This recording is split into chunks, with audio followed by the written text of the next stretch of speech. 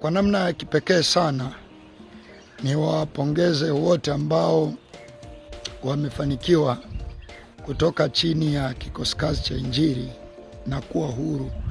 Asilimia kubwa ya watu ambao wanatoka kikosi kazi cha Injili wanajipambanua kwa wako huru.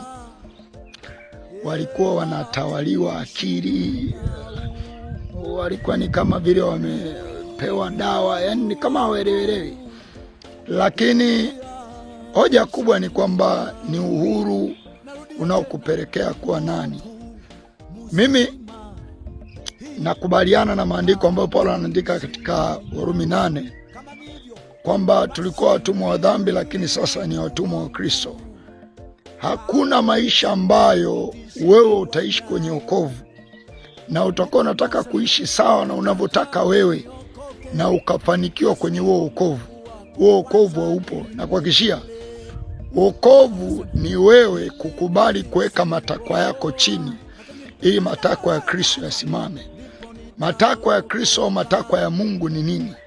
Mungu au Kristo anaweza kuwa na mtu wake. Yule mtu ndiye anayekusaidia kukujulisha njia za Mungu zimepita wapi. Nikuhakikishie, asilimia kubwa ya watu tulikuwa tunaishi kiolela kwa sababu hakukuwa kuna mtu mwenye sauti ya kutuamrisha kwamba hili hapana. Mwisho yote ni kwamba anapotokea mtu ana uwezo kusema jambo hili hapana, upumbavu acha, upumbavu usirudie tena, hapo umefanya ujinga. Ni kitu ambacho inakuwa rahisi wewe kugeuka mitazamo yako na ujumla wa maisha yako. Mwisho yote, hata kama siku za mwanzo ulikuwa ufanyi ubaya kama kwa kumwogopa mtu, baadaye yale anageuka ni maisha yako. Unaanza kuona mbona maisha ndio haya, mbona kuna uwezekano wa mimi kuishi bila kufanya dhambi hizi, makosa haya. Naongea nini? Uhuru ni mzuri. Uhuru ni mzuri, tena ni mtamu. Hoja ni uhuru ambao utakuweka karibu na vitu gani? Kabla ya jehanamu ya moto, ni uhuru ambao utakuweka karibu na vitu gani?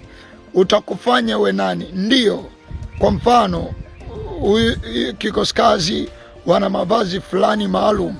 Ni uhuru ambao ni kweli utakufanya uvae unachotaka, ule siku yote.